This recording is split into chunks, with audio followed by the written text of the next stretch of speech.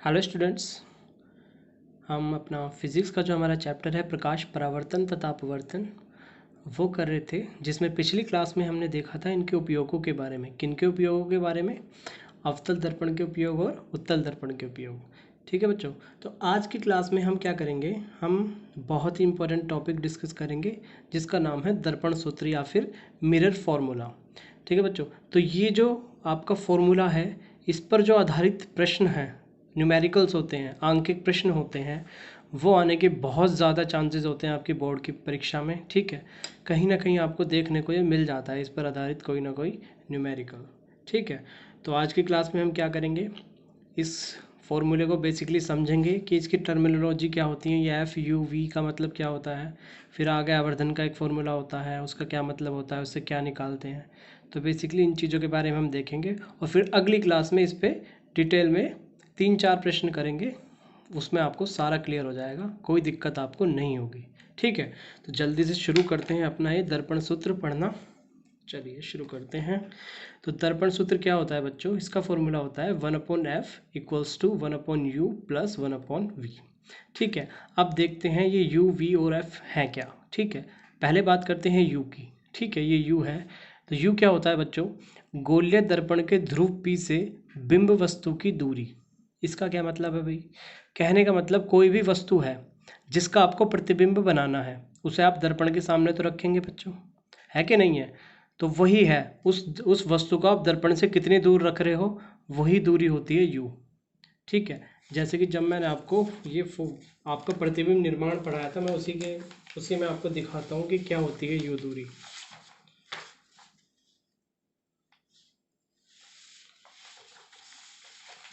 मान लीजिए ये मेरे पास अवतल दर्पण के प्रतिबिंब वाला ये चीज़ है। ठीक है, तो बच्चों इसमें क्या है, यहाँ हमने वस्तु को रखा था। ठीक है, तो ये जो यहाँ पे इसके ध्रुव P से और ये जो दूरी है, यहाँ वस्तु को रख रहा है, यहीं तो इसका प्रतिबिंब बन रहा है, ये इसका प्रतिबिंब भी तो है। तो क्या है, वस्तु से, ये मतलब कि यहाँ से ध्रुव के बीच की दूरी, यहाँ से ये P इसका ध्रुव होता है और ये वस्तु है या बिंब है। ठीक है, तो बिंब से वस्तु के बीच की दूरी, ये जो इतनी डिस्टेंस है, इसी को क्या कहते हैं, u कहते हैं बच्चों। ठीक है, समझ में आया सभी को, क्या कहते हैं बच्चों, गोलीय दर्पण ध्रुव P से वस्तु की दूरी, इसको क्या कहते हैं, u। ठीक है, समझ गए होंगे आप लोग। अब बात करते हैं v की। v क्या होता है बच्चों, ध्रुव P से प्रतिबिंब की दूरी। ठीक है, अब इसको देख लेते हैं। भाई वस्तु को हमने रखा है मिरर के सामने, तो उसका कहीं ना कहीं प्रतिबिंब भी बनेगा। अब मान लीजिए जैसे ये वस्तु थी, इसका प्रतिबिंब कहाँ बना, यहाँ पे बना, ये इसका प्रतिबिंब है। ठीक है, तो यहाँ से ध्रुव के बीच की दूरी, यानी कि यहाँ से, यही तो इसका प्रतिबिंब है, तो यहाँ से ये दूरी, इतनी जो दूरी है यहाँ से लेके यहाँ तक की, ये बीच की दूरी, इसको हम कहते हैं v। ठीक है, क्या है बच्चों, ध्रुव P से प्रतिबिंब की दूरी, इसको कहते हैं हम v। ठीक है, समझ गए। आगे बढ़ते हैं। f तो बच्चों आप जानते ही हैं, f क्या होती है, फोकस दूरी होती है, इसको तो हम पढ़ चुके हैं। ये क्या होती है, ध्रुव P से मुख्य फोकस के बीच की दूरी। ठीक है, मुख्य फोकस क्या होता है ये आपको पता ही है, ये मुख्य फोकस होता है। तो ध्रुव P से मुख्य फोकस के बीच की जो दूरी होती है यहाँ से यहाँ तक की, इसको हम कहते हैं फोकस दूरी। क्या कहते हैं बच्चों, फोकस दूरी। ठीक है, अच्छा एक फॉर्मूला मैंने लिखा नहीं है, वो भी मैं आपको बताना चाहूँगा, वो भी बहुत इंपॉर्टेंट फॉर्मूला है कि जो वक्रता त्रिज्या होती है किसी भी गोलीय दर्पण की और फोकस दूरी के बीच, ये डायरेक्ट फॉर्मूला होता है r इक्वल्स टू 2f। ठीक है, यानी कि फोकस दूरी का अगर आप दुगना कर देंगे तो हमारी क्या आ जाती है, वक्रता त्रिज्या आती है। ठीक है, यही कारण है कि हम फोकस को क्या लेते हैं, इसके मध्य में लेते हैं। किसके, ये पूरी भाई यहाँ से लेके यहाँ तक, ये केंद्र है, केंद्र से यहाँ मिला देंगे तो वक्रता त्रिज्या ही तो होगी। यही कारण है कि इस फोकस को हम इसके मध्य में लेते हैं। ठीक है, क्योंकि ये दूरी और ये दूरी ये दुगनी हो जाएगी, तो ये मिलके क्या आ जाती है, वक्रता त्रिज्या आ जाती है। ठीक है, तो क्या बताया मैंने, वक्रता त्रिज्या और फोकस दूरी के बीच क्या संबंध होता है, r इक्वल्स टू 2f। ठीक है, यानी फोकस दूरी का दुगना कर देंगे तो क्या मिल जाएगी हमें, वक्रता त्रिज्या मिल जाएगी गोलीय दर्पण की बच्चों। ठीक है, बहुत सिंपल है। हमने क्या बताया, हमारे दर्पण सूत्र का फॉर्मूला होता है 1/f equals to 1/u plus 1/v। u को हमने क्या कहा कि ध्रुव P से वस्तु की दूरी या बिंब की दूरी। ठीक है, गोलीय दर्पण के ध्रुव P से वस्तु की दूरी को हम u कहते हैं, और v किसे हम कहते हैं कि ध्रुव P से बिंब की दूरी, सॉरी प्रतिबिंब की दूरी। ठीक है, u क्या है, वस्तु की दूरी ध्रुव से, v क्या है, प्रतिबिंब की दूरी ध्रुव से। ठीक है, और f क्या है, फोकस दूरी होती है जिसको हम मापते हैं ध्रुव से। ठीक है। फोकस और ध्रुव के बीच की दूरी को हम कहते हैं फोकस दूरी, ठीक है। और आर यानी वक्रता त्रिज्या और फोकस दूरी के बीच में ये डायरेक्ट संबंध होता है, ये बच्चों स्मॉल एफ है, ठीक है। तो वक्रता त्रिज्या और फोकस दूरी के बीच में डायरेक्ट संबंध होता है, उसको हम क्या कहते हैं, R इक्वल्स टू 2F, यानी फोकस दूरी का दुगना कर दीजिए, हमें क्या मिल जाती है, वक्रता त्रिज्या मिल जाती है, ठीक है। यहाँ तक किसी को कोई प्रॉब्लम नहीं होनी चाहिए, ठीक है। तो आगे बढ़ते हैं, इसमें हमारा अगला टॉपिक है आवर्धन, ठीक है बच्चों। ये क्या है, आवर्धन। आवर्धन को पढ़ते हैं, समझते हैं। तो प्रतिबिंब की ऊंचाई, भाई ये प्रतिबिंब होता है और वस्तु होती है, उसकी कुछ ना कुछ ऊंचाई तो होती ही है। देखिए जैसे कि ये हमारी वस्तु है, इसकी ये ऊंचाई है, ये हमारी प्रतिबिंब है, ये इसकी ऊंचाई है, यहाँ से लेके यहाँ तक ये इसकी ऊंचाई है और ये इसकी ऊंचाई है, ठीक है। तो वो उसी की हम बात कर रहे हैं। तो प्रतिबिंब की ऊंचाई तथा बिंब की ऊंचाई, ठीक है। बिंब यानी कि कोई भी वस्तु जिसका हम प्रतिबिंब देख रहे हैं, ठीक है।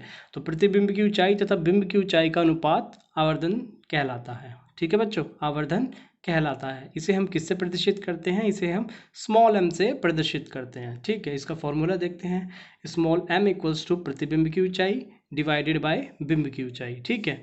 जो ये डिवाइडेड या जो फ्रैक्शन होता है, भिन्न होता है, इसी को हम अनुपात कहते हैं, यानी कि एक दूसरे को डिवाइड करना, यही अनुपात कहलाता है बेसिकली। तो क्या है बेसिकली कि प्रतिबिंब की ऊंचाई लो और उसे बिंब की ऊंचाई से डिवाइड कर दो, तो हमारी क्या आ जाती है, आवर्धन आ जाती है। क्या कहा बच्चों मैंने, प्रतिबिंब की ऊंचाई को, किसकी ऊंचाई को, प्रतिबिंब की ऊंचाई को बिंब या वस्तु की ऊंचाई से डिवाइड कर दीजिए, हमें क्या मिल जाती है, आवर्धन मिल जाती है। प्रतिबिंब की ऊंचाई को हम डिनोट करते हैं एच डैश से, इसको डैश कहते हैं, जो ऊपर लगा हुआ है एक हल्का सा, क्या कहते हैं, एच डैश कहते हैं। और बिंब की ऊंचाई को हम प्रदर्शित करते हैं स्मॉल एच से, ठीक है। क्लियर है। तो इसका फॉर्मूला क्या हो जाएगा, m equals to h dash upon h. H dash मतलब प्रतिबिंब की ऊंचाई और खाली h मतलब बिंब की ऊंचाई, ठीक है। यहाँ तक किसी को कोई दिक्कत, ठीक है बच्चों। अच्छा, इसका एक और फॉर्मूला होता है बच्चों, ये तो है प्रतिबिंब की ऊंचाई और ऊंचाई की टर्म में, ठीक है। एक इसका फॉर्मूला होता है v और u की टर्म में, ठीक है, कि अगर हमारे पास v की वैल्यू है और u की वैल्यू है तो भी हम स्मॉल m यानी आवर्धन को निकाल सकते हैं, ठीक है। ज़रूरी है हमारे पास h डैश और h ही होना चाहिए। अगर हमारे पास v और u की वैल्यू है, इसकी सहायता से भी हम आवर्धन निकाल सकते हैं, ठीक है। उसका क्या फॉर्मूला होता है, ये नीचे ही लिखा हुआ है, small m equals to minus के v अपॉन u, ठीक है, माइनस के v अपॉन u। तो एक m का फॉर्मूला था h डैश अपॉन h और एक हो गया माइनस v अपॉन u। तो इन तीनों को हम एक दूसरे के इक्वल लिख सकते हैं, क्योंकि है तो दोनों एक दूसरे मतलब m के इक्वल ही। मतलब देखिए इनका बायां पार्ट इक्वल है, भाई ये बायां मतलब लेफ्ट पार्ट इक्वल है, ये भी m के इक्वल है, ये भी m के इक्वल है। तो इनका ये जो दायां पार्ट है, राइट वाला पार्ट है, ये भी इक्वल हो जाएगा। क्या हो जाएगा, यानी h डैश अपॉन h और माइनस v अपॉन u भी एक दूसरे के इक्वल हो जाएंगे। और ये हैं किसके एक्चुअली इक्वल, m के, ठीक है बच्चों, समझ गए। कहने का मतलब m के, स्मॉल m के ये दो फॉर्मूले होते हैं और ये तीनों एक दूसरे के इक्वल हो जाते हैं। और v और u क्या होते हैं, ये तो हम ऑलरेडी पहले समझ चुके हैं। क्या बच्चों, कि v क्या होता है, प्रतिबिंब की दूरी ध्रुव से, और u क्या होता है, बिंब की दूरी या वस्तु की दूरी ध्रुव से, ठीक है। और आवर्धन को तो हम पढ़ ही रहे हैं, ठीक है। अच्छा, एक आवर्धन के बारे में एक बात और मैं आपको बताना चाहूँगा कि आवर्धन के बारे में, आवर्धन से क्या होगा, कुछ कुछ सवाल हमारे ऐसे आते हैं, वो हमसे पूछ लेता है कि आपका जो प्रतिबिंब है उसकी प्रकृति कैसी है, कि वो सीधा है, वास्तविक है, उल्टा है, आभासी है, कैसा है। तो सवाल का फिगर देख के आप कैसे बता पाएंगे ये कैसा है, ठीक है। तो उसके लिए हमें आवर्धन निकालनी पड़ती है, किसके लिए, प्रतिबिंब की प्रकृति बताने के लिए, ठीक है। वो तो जब इसकी टेंशन लेने की आपको ज़रूरत नहीं है, जब हम प्रश्न करेंगे, क्वेश्चन करेंगे, वो हम आपको तब बताएंगे। फिलहाल आप बस ये जान लीजिए कि अगर ये पॉजिटिव हो तो क्या होता है, नेगेटिव हो तो क्या होता है, ठीक है। अगर बच्चों मान लीजिए अगर आपकी m की वैल्यू कैसी आ सकती है, दो तरह की आपकी वैल्यू आ सकती है, या तो पॉजिटिव आएगी या फिर नेगेटिव आएगी। कैसी आएगी बच्चों, या तो पॉजिटिव आएगी या फिर नेगेटिव आएगी। मान लीजिए अगर आपकी वैल्यू पॉजिटिव आ जाती है, किसकी, स्मॉल m की, तो आपका प्रतिबिंब कैसा होगा, आभासी होगा, वह सीधा होगा। आभासी का मतलब क्या होता है, नकली। कहने का मतलब वो बनेगा दर्पण के अंदर प्रतिबिंब, ठीक है। भाई आभासी प्रतिबिंब वही तो होता है जो दर्पण के अंदर बनता है, जो नकली होता है, ठीक है। और वो कैसा होगा, सीधा। और अगर नेगेटिव बना, मतलब m की वैल्यू नेगेटिव आई, तो वो कैसा प्रतिबिंब होगा, वास्तविक व उल्टा। वास्तविक मतलब दर्पण के बाहर बनेगा और वो कैसा होगा, उल्टा, ठीक है। एक बार फिर से मैं रिपीट करता हूँ, इसको समझने के आप प्रयास करें। m की वैल्यू दो तरह की आ सकती है, या तो पॉजिटिव या फिर नेगेटिव। अगर वैल्यू पॉजिटिव आई तो प्रतिबिंब कैसा होगा, आभासी होगा और सीधा होगा। कैसा होगा बच्चों, आभासी होगा और सीधा होगा। आभासी का मतलब नकली, मतलब कि दर्पण के अंदर वो बनेगा, ठीक है। और यदि नेगेटिव आई तो वास्तविक बनेगा और उल्टा बनेगा, ठीक है। वास्तविक मतलब दर्पण के बाहर वो बनेगा प्रतिबिंब, ठीक है। तो यही है बेसिकली। अच्छा एक बात और मैं बताना चाहूँगा आपको, ये जो आवर्धन होता है इसकी कोई मात्रक नहीं होता, कोई यूनिट नहीं होती, ये होता है मात्रक विहीन। कैसा होता है, इसको आप कहीं नोट कर लीजिएगा, मात्रक विहीन। विहीन को कैसे लिखते हैं बच्चों, हिंदी में प्रॉब्लम है, मात्रक विहीन, ठीक है। या फिर इंग्लिश में इसको कहते हैं यूनिट लेस, ठीक है। ये होता है, क्यों होता है मात्रक विहीन। अब देखिए भाई हमने क्या किसे कहा, आवर्धन, प्रतिबिंब की ऊंचाई और बिंब की ऊंचाई, ठीक है, यही तो कहा। ऊंचाई को आप किस में मापते हैं, मीटर में। भाई किसी की ऊंचाई आप कैसे मापेंगे कि इतनी मीटर है, इतनी सेंटीमीटर है, इतनी किलोमीटर है, ऐसे तो मापते हैं। मान लीजिए हम मीटर में नाप रहे हैं, तो मान लीजिए भाई अब हम प्रतिबिंब की ऊंचाई लिखेंगे तो कैसे लिख देंगे, भाई इतने मीटर है, कुछ भी फिगर मान लीजिए। और बिंब की ऊंचाई क्या कहेंगे हम, इतने मीटर है। तो मीटर से मीटर कट जाता है, तो इसकी कोई यूनिट नहीं होती, ठीक है। ये मात्रक विहीन होता है, यूनिट लेस होता है। समझ गए बच्चों, बहुत सिंपल है। हमने दर्पण सूत्र को पढ़ा, ठीक है, इन टर्मिनोलॉजी को पढ़ा, वी यू एफ क्या होती है, हमने वक्रता त्रिज्या और फोकस दूरी के बीच डायरेक्ट संबंध को देखा, ठीक है, हमने आवर्धन को पढ़ा, ठीक है। आवर्धन के दो फॉर्मूले हमने देखे कि अगर एच डैश और एच की वैल्यू हमें नहीं दी तो हम वी और यू की हेल्प से भी आवर्धन को निकाल सकते हैं। और आवर्धन हम क्यों निकालते हैं, जब हमें प्रतिबिंब की प्रकृति को जानना हो, ठीक है।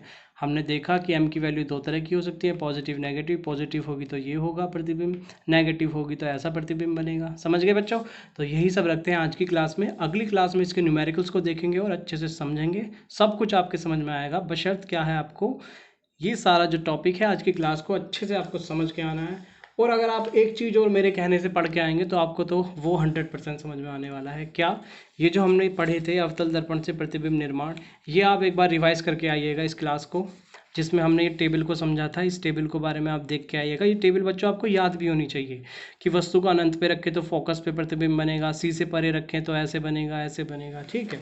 तो ये अवतल दर्पण वाली और उत्तल दर्पण वाली में तो केवल दो ही केस हैं। क्या है, ये वाले, कि एक बार वस्तु को अनंत पे रखा और एक बार अनंत और पी के बीच रखा, तो इसके तो दो ही केस हैं। ये आप पढ़ के आइएगा तो आपको बहुत ज़्यादा समझ में आएगा, ठीक है। तो आज की क्लास में इतना ही रखते हैं, मिलते हैं अगली क्लास में। Thank you.